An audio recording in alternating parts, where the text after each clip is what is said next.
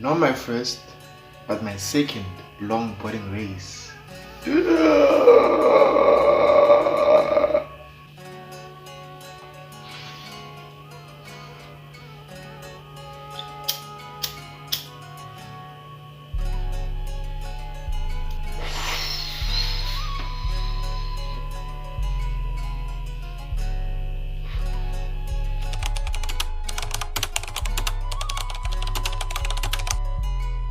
YouTube, it's your boy in 2 beats. Okay, I've already introduced myself, so I want to let you guys in about what happened in my second longboarding race. You understand what I'm saying? So let me not waste any time. So before I can obviously tell you guys about my second longboarding race, I must tell you about the first one. So this wasn't no clickbait or anything. Like, longboarding isn't no joke, guys. It's probably like one of the most dangerous sports that I know out there. Let me remove this and start smoking it. But yeah, like especially downhill longboarding, where, bro, before the race, okay, wait, actually let me start with the story actually, then I'll get to my thoughts about this sport afterwards. But I love it regardless. Shout out to all the longboarders out there. And also, before the video starts, guys, if y'all want to get a new longboard, y'all want to get sliding plugs, y'all want to get a helmet or anything longboarding related, check out Longboarding SA. They've got a shop in Randburg.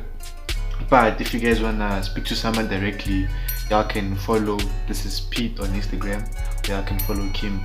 So without any further ado, let's carry on with the video. So yeah, guys, the first race, I didn't know what to expect. I actually thought that I was gonna get like 1, 2nd or 3rd place, but nah, it's not even the case, bro. Like, people are really good out here, eh? I'm used to bombing hills, but not at that speed. So when I got there, we got to Datchley. I don't know how you guys pronounce it, but it's in 4 ways. What basically happens there is, like, when rich niggas buy new cars and need a place to go test it out, I guess they go there because there's so many tire marks on the fucking roads. Not even a joke. Like, so it's like basically an abandoned road in a way. So what happened at my first longboarding race, bro?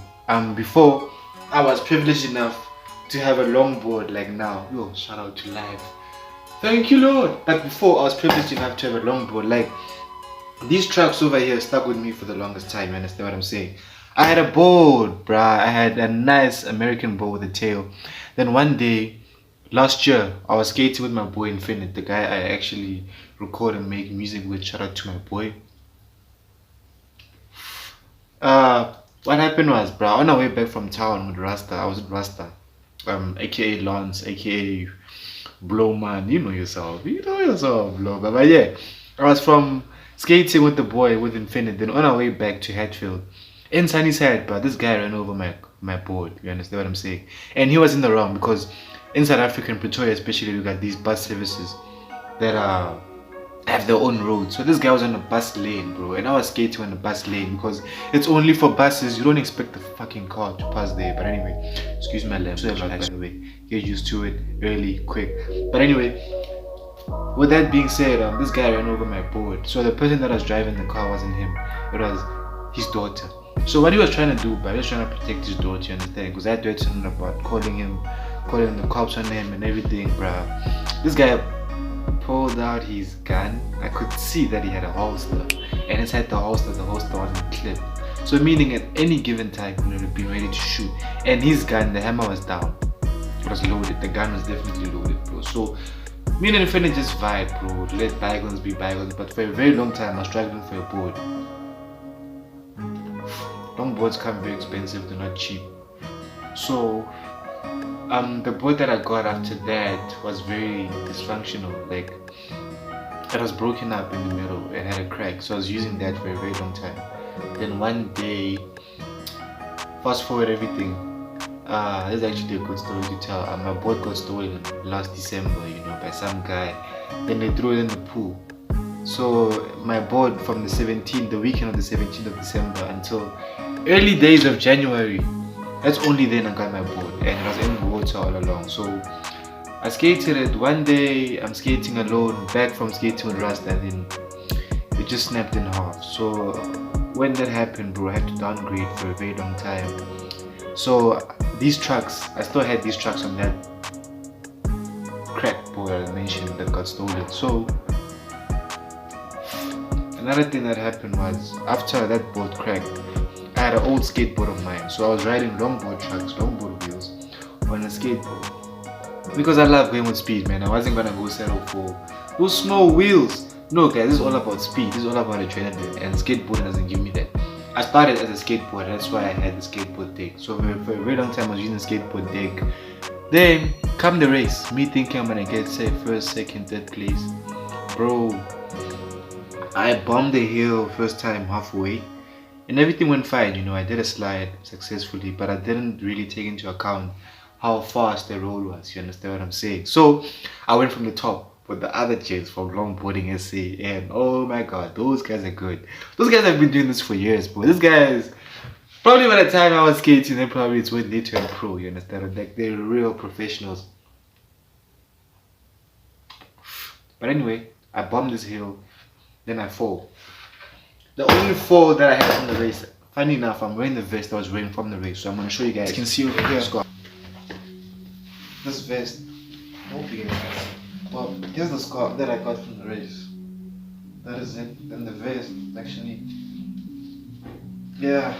So that's what happened. So when I fell off that longboard, that's when the gents now offered to borrow me a longboard, you understand what I'm saying? But only for the race, because they're in the business of selling longboards, you understand what I'm saying? They can just give me a handout like that. So luckily for that race I had a board, but I did bad in that race. I don't even know my placing, but yeah, it's all the way there at the back, bruh. So fast forward everything, that was, by the way, in April. So after that race, bro, what I did, honestly, I was practicing every hill that I saw, every opportunity that I got to skate with Rasta and the guys from Wolfpack Longboarders. We bombed the hills, practice slides, practice corners to get better, so that when we race again, we kill it. So fast forward everything, comes to second race, we were by fourth, whatever. It's by a fourth track and monument in Pretoria. So fucked up things about this race is I wasn't even supposed to be in the first place the way my weekend happened. So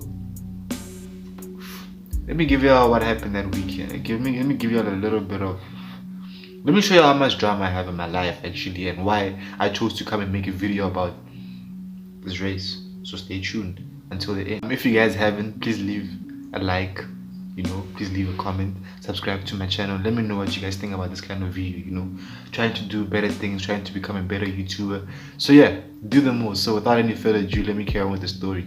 The weekend, guys, on the Friday I drove with my mom and my little sister.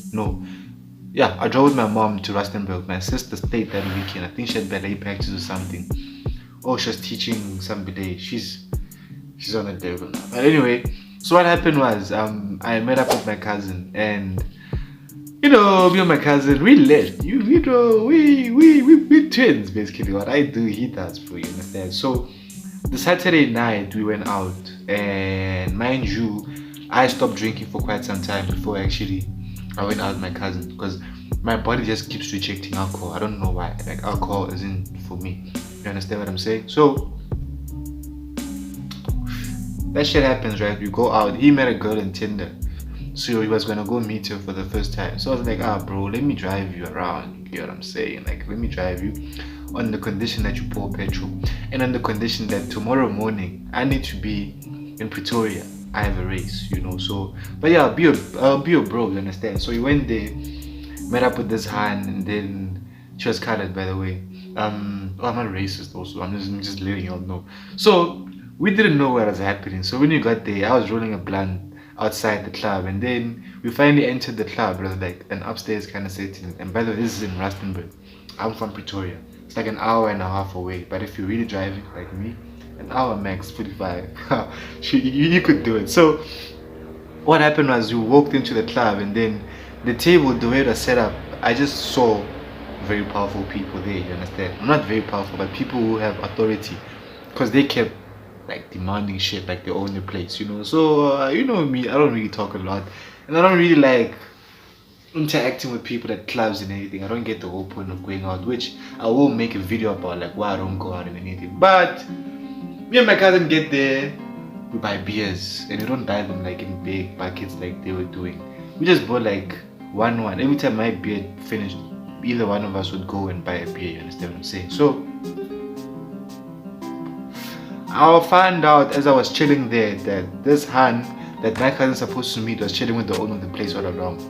And she was getting free food, she was getting free alcohol, she was getting free attention. So I'm there getting drunk, not getting drunk, but like I'm drinking this beer and my body is rejecting it, so I start getting this headache, right?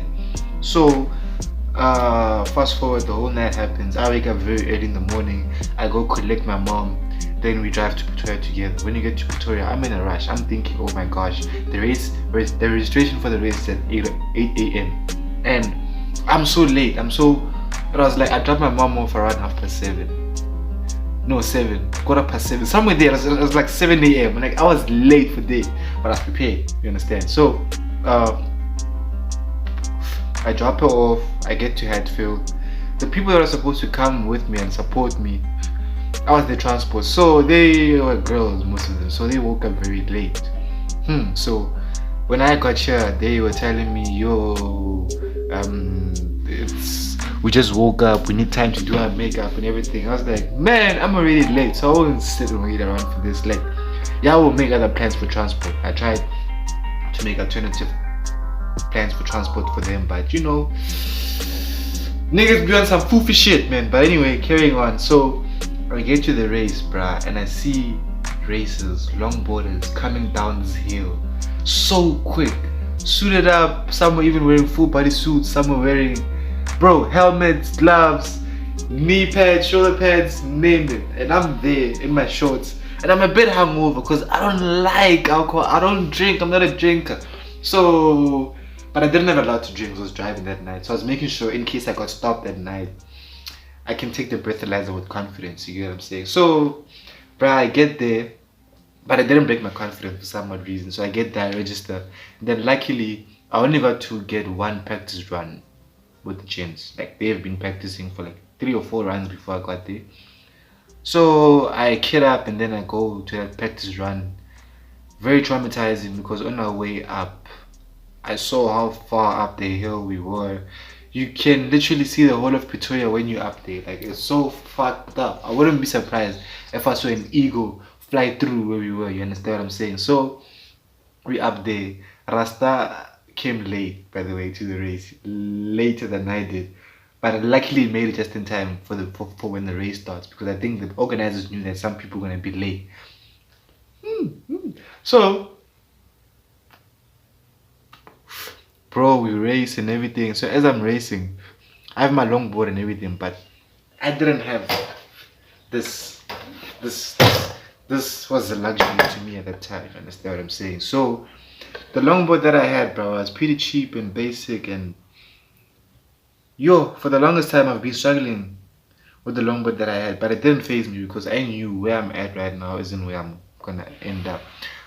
Where you're from isn't where you're gonna go. Like, it doesn't really matter where you're from, where you are. All that matters is where you're going and the vision you have for yourself. So I manifested this thing after the race. I won it. You understand what I'm saying? But yeah, the race is very scary, bro. But one thing I got to realize as longboarders is your bearings are very important. Like, because I got over. I was going through a heartbreak, so I got distracted while filming the video. Thank you for watching till this far. I really appreciate your love and support. Check out my other videos.